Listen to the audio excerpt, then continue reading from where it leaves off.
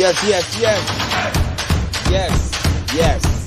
Welcome back to another episode of Go Long Live. I am your host, Barry Long II. Not the first, not the third. I am the second. We are live on CoachellaValley.com, today's California.com. We are also live on today's Canada.com. We are all over YouTube. We are all over the Twitterverse, the Metaverse, the universe, you name it, we are there. We appreciate everybody for tuning in and everybody for commenting, everybody for liking the show. Hopefully, everyone's had a great last few days. We are I've been in the process of moving, so we are just just getting into our gear. We got my main man, Rudy Reyes. Let me bring him in without any further ado. What's going on, Rudy? Woo! Oh, hey, I'm doing good. What's going on, Barry? Hey, I got to come in with some kind of flair. You know what I mean? You can't just start off the show. We should have like a laugh track or like an applause. Like, yeah, there's got to be somebody, you know. Maybe or I could do like player. I could do player intros like, and now your starting shooting guard, Rudy Reyes. Can you smell? What's going on out there? Bill Senso says hi, Barry and Rudy. Andres Francisco says saludos, and he also says desde Sudamerica. So he's down in South America. That's what's up, man. We appreciate that. So today we are going to talk a lot of sports. We are going to talk some NFL. Actually, we're going to talk Kyler Murray. His agent came out and said some interesting things about what he believes should happen as far as the contract situation is going with Kyler Murray. Also, we're going to talk about Saquon Barkley. They are the New York Giants are now talking about they are taking trade offers for Saquon Barkley. And we want to know whether or not he has lived up to the hype that he had coming out of college out of Penn State. We're also going to talk a little bit about the Lakers. They had an embarrassing 28-point loss to the Pelicans. And it was just, if you watch the highlights of that game or you watch the game live, live, it was just terrible. But also they waived DeAndre Jordan as a result of a pass that he made in that game. And they are about to sign DJ Augustine. So we'll talk about that as well. As Ja Morant dropped 52 points on the Spurs, and it was just sickening. So, but without any further ado, the man is on fire. I'm telling you. Yeah, for sure, man. He was. All right, so let's talk about the Lakers, man. I mean, the Lakers, we are both Lakers fans. The Lakers have officially waived DeAndre Jordan. They plan on signing point guard DJ Augustine. They are currently in the 9th spot right now, so they would be in the play-in tournament. They would have to go up against the 8th seed for the play-in tournament. But how far do you think that they can go if they make the playoffs?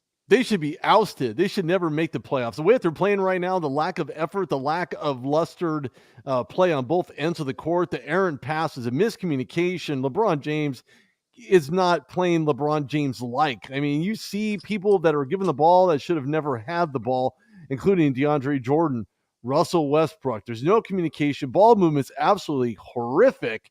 And, of course, LeBron James just kind of snuffs it off, says, well, you know, we'll talk about this during the offseason. We're going to discuss this. No. The time is not the offseason. You're lucky that your offseason hasn't already started because you're playing that exact way. No business being in the playoffs.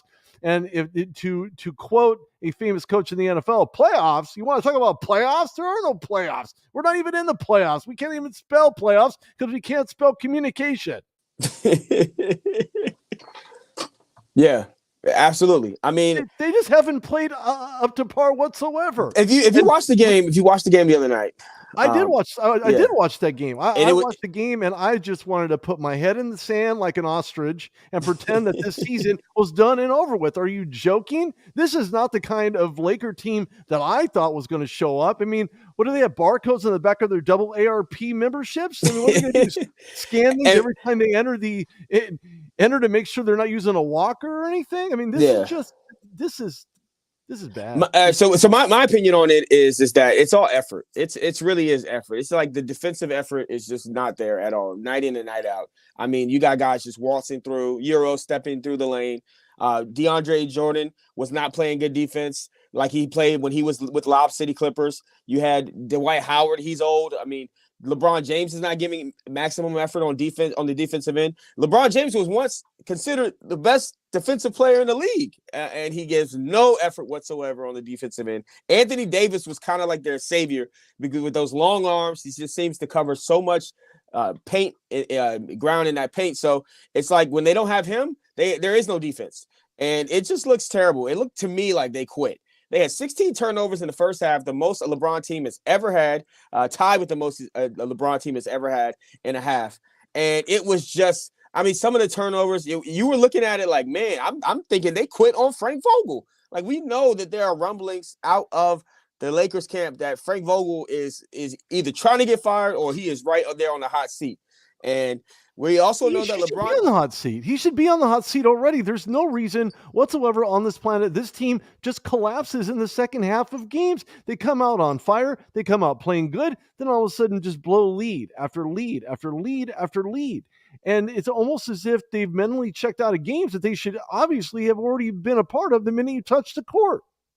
Yeah, but the only thing is, the only caveat that I see here is that the Lakers, it is LeBron James. And if they do get Anthony Davis back healthy, if he can stay healthy throughout the playoffs, you're asking too much. But you're looking at the West, okay? You got Kawhi Leonard and Paul George. They are injured right now. Who says that they're going to come back 100%? You got Chris Paul out 6 to 8 weeks with a thumb injury, and this guy always gets nicked up right around the playoff times. You still got the Nuggets. You don't know what's going to happen with Jamal Murray if he comes back, if he's going to be healthy. Michael Porter Jr. seems to be ready to come back. But there's injuries there. I mean, there's injuries all over the West. Right now, you got Clay, in the lineup one day, out the lineup the next day. You got Draymond Green injured right now. So the West is kind of wide open when you look at it. It's not a lock that the Suns are going to win the West. So at the end of the day, I think that if the Lakers can win a play-in game and they can get into the playoffs, they can at least upset maybe the Suns in the first round. The Suns are beatable. So at the end of the day, beatable, but I don't think they're going to win a world championship. No, the Suns' bench depth is bar none some of the best in the league. They have so many key playmakers, even those that are sitting on the bench waiting to unwarm the seat to get out there to actually score. And what's really interesting is when you watch that blowout game against the New Orleans Pelicans, the Lakers seem to find a way to lose to a team, and by all means, all due respect to the New Orleans Pelicans, they're a small market team. They're the small fish in a big pond in Los Angeles, and they just had taken care of the Lakers in every facet, from fast break opportunities to layups to blown coverages defensively. They were able to score inside of the paint. Who needs Zion Williamson when you have guys like CJ McCollum who can shoot from the outside, who's been great inside the paint, who has been absolutely fantastic, not to mention James Harden, who's been an absolute freaking nightmare for two games that he's played in against both teams. He leads the 76ers franchise record in only 2 games. Are you kidding me? Are you kidding me right now?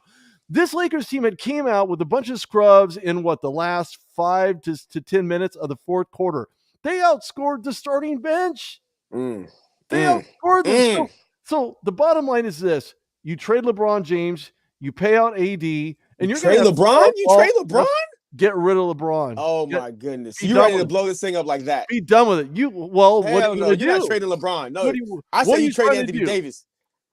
You're not going to be able to trade Anthony Davis. You have too much money. It doesn't matter how many championships you win. It's not what you did last year that's going to get you guaranteed to get in the bowl. Look what happened with the non-Tampa Bay team, right? They don't have Tom Brady. Are they going to win it at home? Probably not. But the Super Bowl was there, and they end up winning. LA Rams their Super Bowl in their house, and they end up winning. Do the Cardinals and Kyler Murray find a way to win? Who knows if Kyler Murray is even going to be there? But the key components to the game start with the highest paid players across the board, regardless of who they are, whether it's Phil Mickelson losing his spot at the U.S. Open. It doesn't matter. If you're a highest guy on the payroll, that's another conversation. But when you lose a guy on a payroll, you get to divvy up the minutes, the monies, and forget the machismo. All right, so let's make Rudy Ramon Reyes. Let's make you Rob Pelinka. You're trading who? You're trading LeBron James. What else are you gonna do? I'm gonna trade LeBron James. I'm trading THT. I'm buying out AD. And then call it a day. AD cannot stay healthy. He's already proven that. He has played hardly any playoff games, and when he has, and he's healthy, He's very damaging. He can cause a lot of damage side of the paint. Very dominant force, but the best ability is availability, and he doesn't have that right now. He hasn't been available for a good part of the season. And LeBron James is starting to find his way up the same exact ladder that AD's on right now. So if you're the Lakers, your best bet right now is to trade off LeBron. You get a ton of draft picks for LeBron James, guarantee, whether he's aged or not, whether he's injured or not. He's already won you a chip. He did exactly what he said he was going to do coming to Los Angeles. If he wants to go play with his son, Bronny, it's not going to be this Lakers team. I can guarantee you that right now. And with the amount of injuries that's adding up to LeBron James, he could very well find himself in some type of elder care facility, the way that he's being injured right now. And they're really going to check his double ARP card at the door. We are live on CoachellaValley.com, today's California.com, as well as today's Canada.com. I am Barry Long. He is Rudy Reyes. We are talking some NBA right now. Now let's jump ship to the Eastern Conference.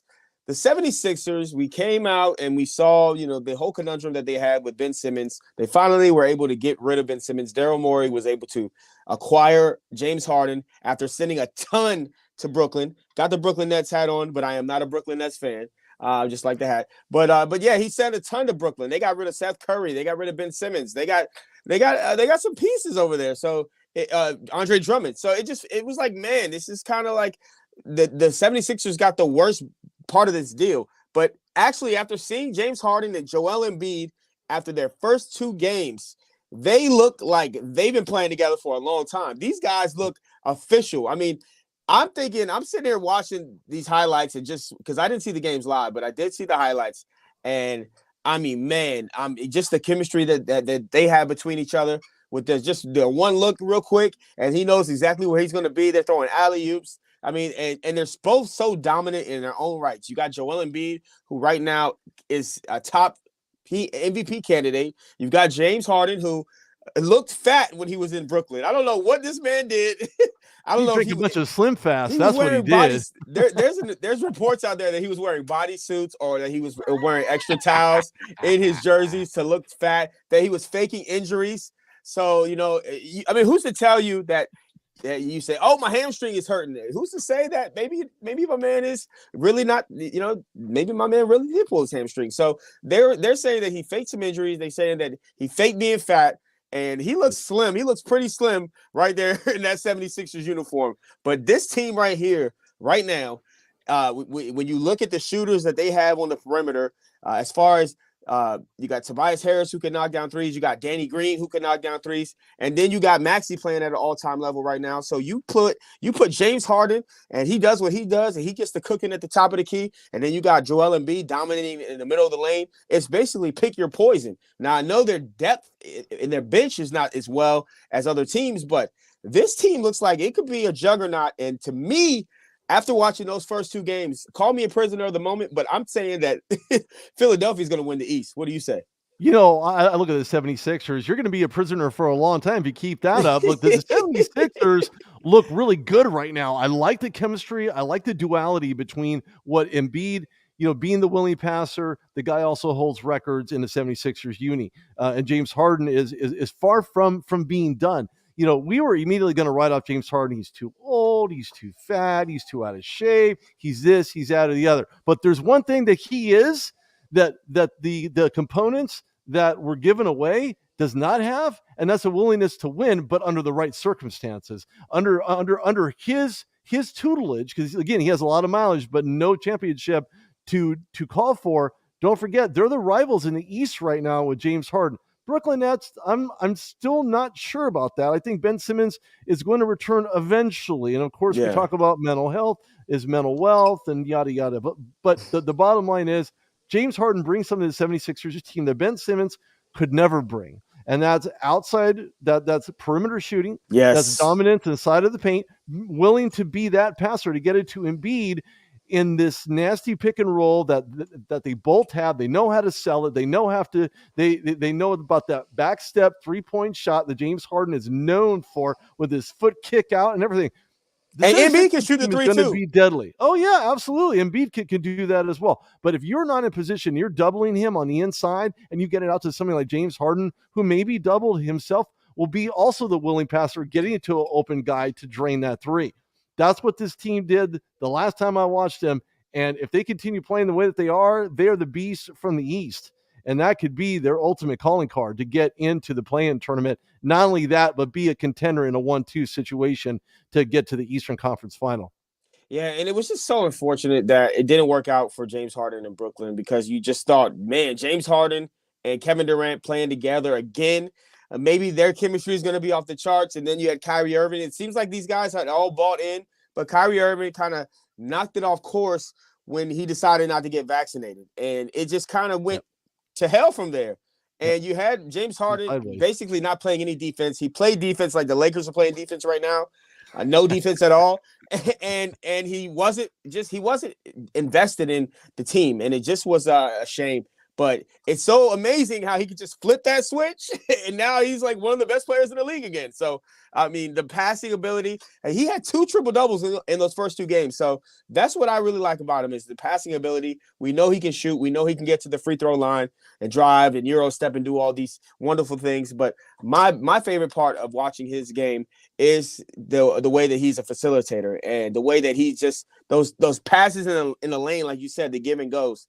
And there are a few highlights from those games where he's making defensive plays and making steals. So you're like, man, James Harden can actually play defense too. So this team where did this guy come from? Where did he come from? He just showed up out of absolutely nowhere. Now check this out. So in the 2 games that he played, 37 minutes for 28 points. He was with the Nets, 44 games played, 37 exact minutes, only scored 22.5. Field goal percentage was down at almost 42%. He's at 57%. So that tells you a lot about the dynamics that existed. And I hate to just say one player makes up all these different percentages for all these different guys and them shooting from the 3 and from the free throw line and any of that. The bottom line is James Harden makes a difference in this team. Didn't make a difference in the last 2 teams he forced himself out of, and not to mention the Houston Rockets, but he found a way to, I think, reinventing himself, not only as a defender, which is secondary to most teams in the NBA, but more primary for him because he had quite a few steals. He had almost 3 steals in the last game he played with 14 assists. This is James Harden of old. I want to see how far this is going to go. Oh, yeah, for sure. Nasty. Absolutely. Yeah, when he was with Brooklyn, his shooting percentage was down, field goal percentage was down, but his weight was up. We know that for sure. And so let's just do the meme of the day. This is one. We have 2 memes of the day, but this is James Harden in Brooklyn. That is actually Mark Henry, the wrestler. If you watched WWE back in the day, but that's what he looked like in a Brooklyn jersey. I mean, he was terribly overweight, and it was just a shame. But yeah, that's James Harden in Brooklyn. But so we have one more NBA story to get to before we get to the NFL, because we got some good stuff to talk about in the NFL. A couple of different things. He is Rudy Reyes. I am Barry Long. We are live on CoachellaValley.com, live on Today'sCalifornia.com, live on Today'sCanada.com. Everybody, please comment. We would love to hear from you. Some of your opinions. Maybe we'll bring you in and talk about what you got to say. So let us know. But the last NBA story we're going to get to right now is Ja Morant, man. Ja Morant has been playing out of his mind. He has just been going on an MVP type run right now the last few games, but he's been doing it all season consistently. These Grizzlies are performing well, and last night he dropped 52 points against the San Antonio Spurs. And he had some amazing plays. I mean, buzzer beater. He was doing it he was dunking on people, hitting threes. I mean, this guy can do it all. And last night literally looked like a Michael Jordan type performance. And he beat the Grizzlies record. He now holds the Grizzlies record for the most points in a game from the Grizzlies. But right now, a lot of people are saying that it's between Joel Embiid and this guy, Ja Morant, for the MVP right now. What do you say, Rudy Reyes? I look at Ja Morant. That guy is on fire. You're joking. He's able to get it done from the perimeter, able to, bypass 3 defenders on his way to slam dunk, almost a Jordan type. And I'm going to say this, Ja Morant is not quite an Air Jordan-esque. So let's kind of hold off on saying that he's the greatest of all time, because there's generational greats. He certainly showed the skills yesterday with a 50-point game. Reminds me of the flu game that Michael Jordan played, where he dropped 50 plus points. I'm just saying that before he gets there, Michael Jordan already had 3 chips. Okay. So John Morant has yet to have that, but he is extremely good, very exciting to watch. I like what he brings to the game. And of course, a very small market, but no mistake. It was a small market before. John Morant just made it a super center. Okay. We're talking about the small market. He just blew that thing up all over the place. And that's what John Morant brings you. I mean, it's a career best. He had 7 rebounds, 22 from 30 shooting. The guy is just an absolute beast, and he's tearing it up right now. Very electrifying to watch him play. Still nowhere near as good as Kobe Bryant. Again, Kobe had already won chips while John Morant was still in his mom's womb. So let's, or maybe high school, maybe junior high, something. The bottom line is that John Morant's not quite there yet, but boy, is he fun to watch. He really is. And I'm just so happy for him and so excited for him because his story is amazing. I mean, he came from, this non-recruited background where he barely got into a college the last minute. Nobody really knew who his name is until he got to the tournament. Once he started banging on people in the tournament and had a couple of good performances in the tournament with Murray State, then it was like, okay, now we know about this guy. And, he went high in the draft, but nobody could have predicted that he was going to be this consistent, this good. And I mean, he's undersized in the NBA. He's not like 6'7", 6'9", just dominating on everybody. He's a point guard. He's a little point guard, and he can jump through the roof. And this guy is exciting to watch, no matter what. And he always comes through for you. Like if you're going to go and watch him live, I guarantee you it's going to be one of the greatest things that you're ever going to see because he's going to perform night in and night out. And that's what makes him Jordan-esque to me. But, yeah, you're right. Exactly. It's way too early to compare him to Michael Jordan. He's got to win some rings. But this team certainly looks like we're talking about the West being wide open. The Memphis Grizzlies might, they might make some noise in the playoffs. So we'll continue to watch that. They're probably going to have to close that door. Now, make no mistake, when you're in college and you're a college athlete, you have to understand one thing and one thing only. You want to be memorable, you have to perform memorably. In other words, you're going to have to put on a clinic, put on a show, regardless of where you're at, because the minute you touch that floor, it's your time to shine. And unless you want some type of reel to send to NBA teams and let them know what you're capable of, what you can do, what hustle to the muscle means, John Morant is that guy. Okay, yeah, for sure. That guy. He's going to continue getting much better with every single game. Exactly. He's going to end up being the LeBron James of putting $1 million in your body and get something out of it. Unlike LeBron James, he probably needs $2 or $3 million to get himself back to where he was 5 years ago. Yeah, and John Morant is starting to blow up. He's starting to become a household name. And I saw he's got a body armor commercial now. So I'm like, man, this guy's got commercials now. So John Morant is slowly climbing that ladder of being a superstar, and it's just fun to watch. Now let's talk about another guy who's been claimed as a guy who's climbing that ladder, and this is in the NFL. This guy, Kyler Murray, has been playing phenomenal at times, and then at other times when the game's on the line, he doesn't perform well, and his body language looks bad, and people talk smack about him. But he is in the 5th year of his rookie deal, and he's only scheduled to make less than $6 million this season, and he wants to be paid like the top quarterbacks in the league. Now, to his credit, he has won more games each and every year that he's been in the league. He's improved each and every single year. He's been injured a little bit, so he is not as injury prone as some other quarterbacks, but he has been injured, and he wants to get paid. He wants to make sure that he solidifies his guaranteed contract, and his agent came out and said that the Cardinals must prioritize his contract extension. Do you think, Rudy, that they should make sure that they get the deal done before the season starts, or do you think that they should hold off and then wait till after the summer, just like Lamar Jackson had to wait?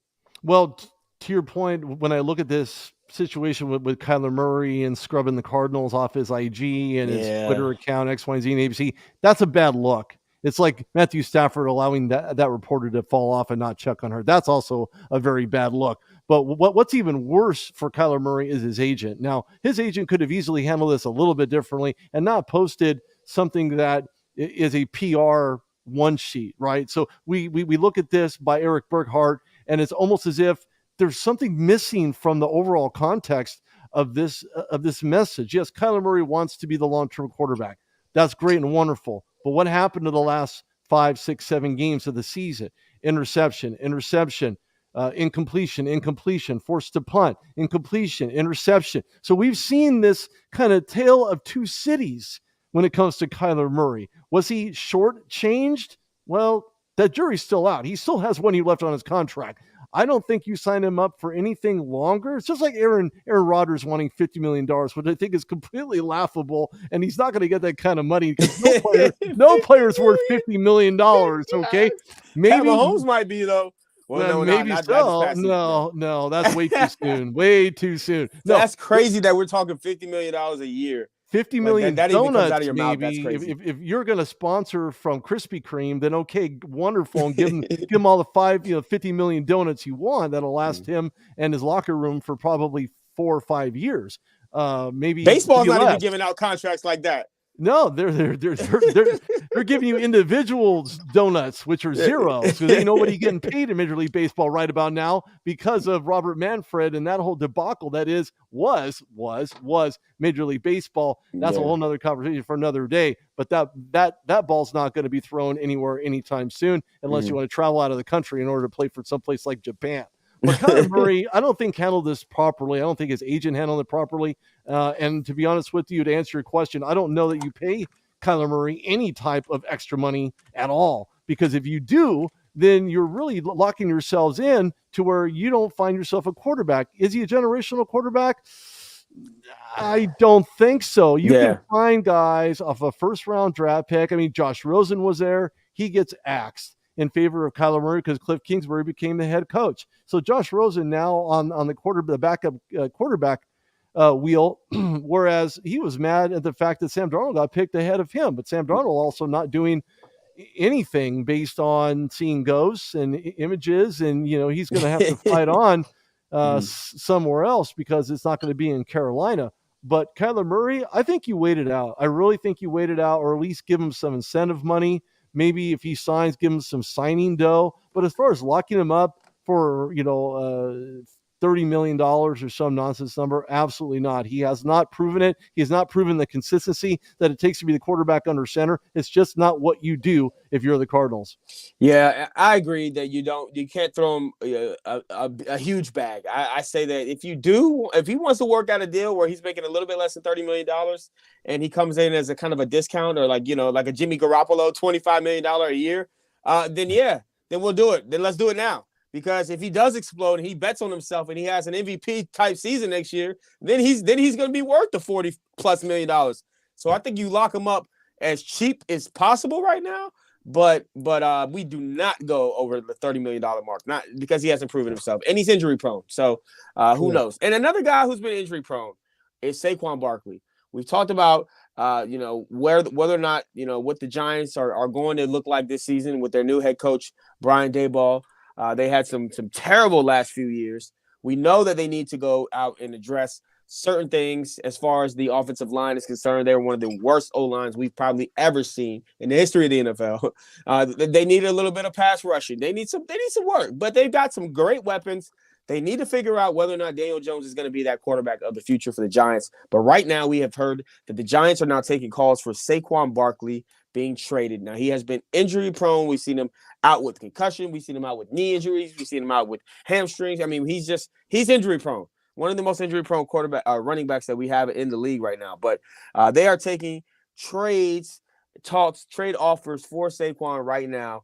And he was lauded out of college to be, one of the best kind of dual threat running backs out of the backfield. He can catch the ball. He can run. He can even do punt returning. And people were very hyped on Saquon Barkley. He got Campbell's Chunky Soup commercial fresh out of college. So the hype was real. Do you think he's lived up to this hype? I don't believe so. No. And a matter of fact, if you're going to trade him off, you send all that chunky chicken soup right along with him. Stick it in a backpack, put it on his back, and let him take what's left. Get rid of the NFL and call it a day. Whether the can is half open or half empty, you're gonna have to get rid of Saquon for a lot of reasons. You stated it was injury prone. You could not be more accurate with that statement. He ACL, MCL, ankle issues. It's all been downhill for Saquon. Fantastic phenom. again, and we've seen this time and time again in college, is a guy who's done absolutely fantastic in college, but the minute they get into the NFL, it's a whole nother animal. Either can't adjust, doesn't put enough money or time or effort, or perhaps he is relatively just injury prone. He's a great guy. I would hate to think that he'd go somewhere else to find a better deal. Unfortunately, it could be a two-back situation. I'm thinking maybe Atlanta, send him out there. That's always possible. The Falcons are freeing up cap space right now. As we speak, you're going to have to restructure the quarterback position. You're going to restructure Calvin Ridley. You're going to have to restructure some guys, but they're going to get it done. And I think it would make sense to send him to Atlanta, or as people say, Hot Atlanta. Hopefully he doesn't end up being cold Atlanta the minute he lands in Hot Atlanta.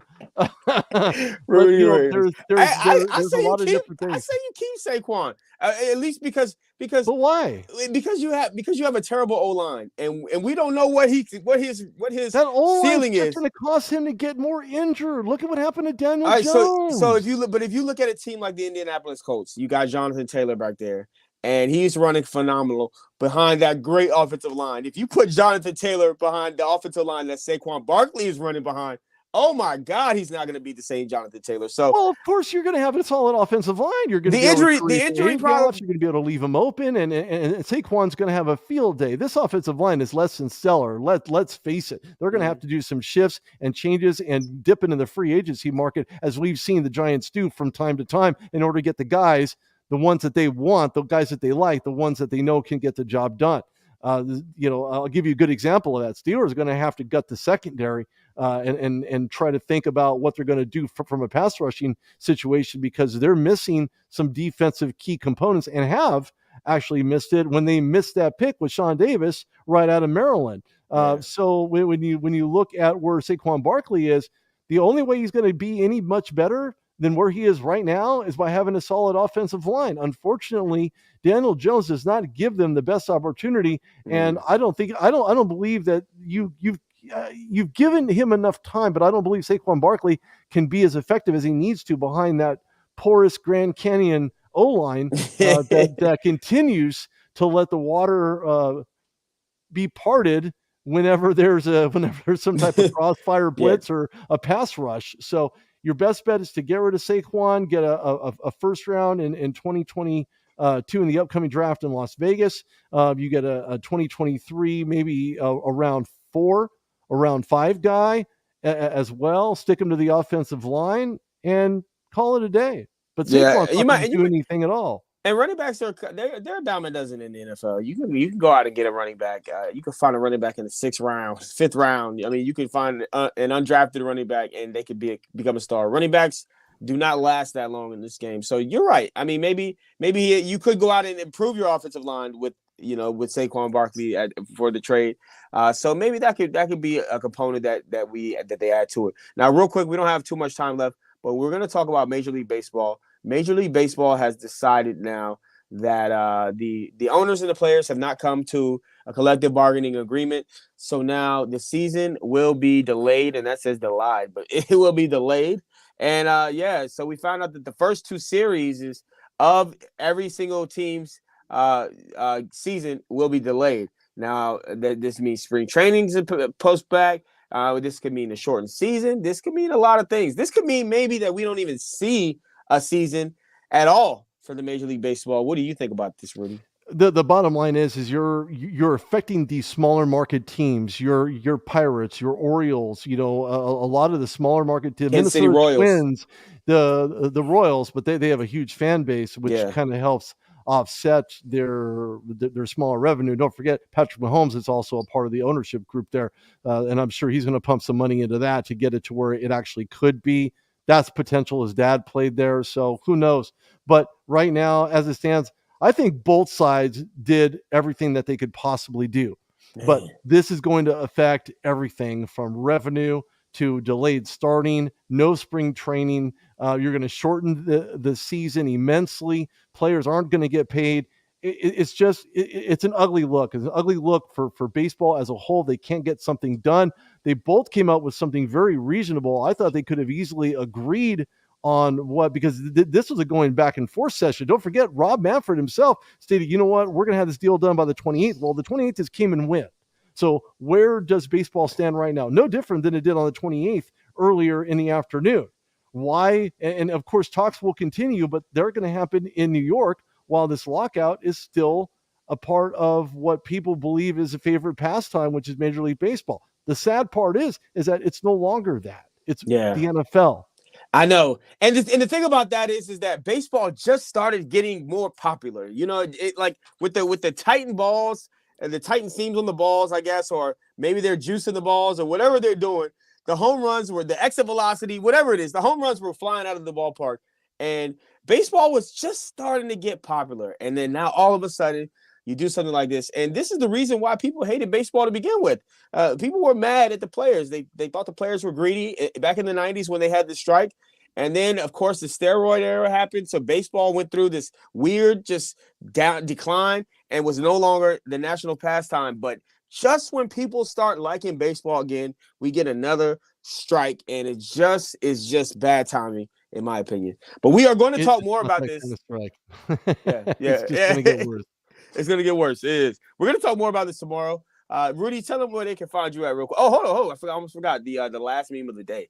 Can't forget the meme of the day. And shout out to that. Come on, man. And shout out to my guy, Sean. He says, my guys, we appreciate you for tuning in, my man. Thanks, Sean. But appreciate it, man. This is not really a funny meme. This is like one of those memes where you just get shocked. Like, think about it. The Lakers have a history of having so much potential young talent only to trade them away. Now, LeBron James came in and he got rid of Kuzma, got rid of Brandon Ingram, got rid of Lonzo Ball, and also Josh Hart was a part of that little young nucleus that they had. And all those guys kind of left LA and then they flourished. Look at Lonzo Ball balling his ass off up in Chicago. Kuzma, I know he wears the ugliest outfits that we've ever seen to the games, but my man is balling in Washington. And then you got Brandon Ingram who's balling down in New Orleans. So it's kind of crazy when you think about it. Like if they would have kept this nucleus together, do you think that they would have won championships? They're probably they wouldn't have AD. Contention. They would be in contention, and they would be in a better position now with that little nuclei than where they're at right now, which is an absolute dumpster fire there in Los Angeles. No doubt about it. For sure. All right, let them know where they can find you at, Rudy. Hey, go to at Reyes on Twitter. Go to theruddoggshow.com, where this episode and many other fantastic episodes are on. You can check out stuff from, if you dare to dabble, go back at some archive stuff from the ESPY Awards to the 2020 Super Bowl. You can go to the 2022 Super Bowl as well. We didn't have one in 2021, at least not one we could attend due to COVID, but go check it out. For sure.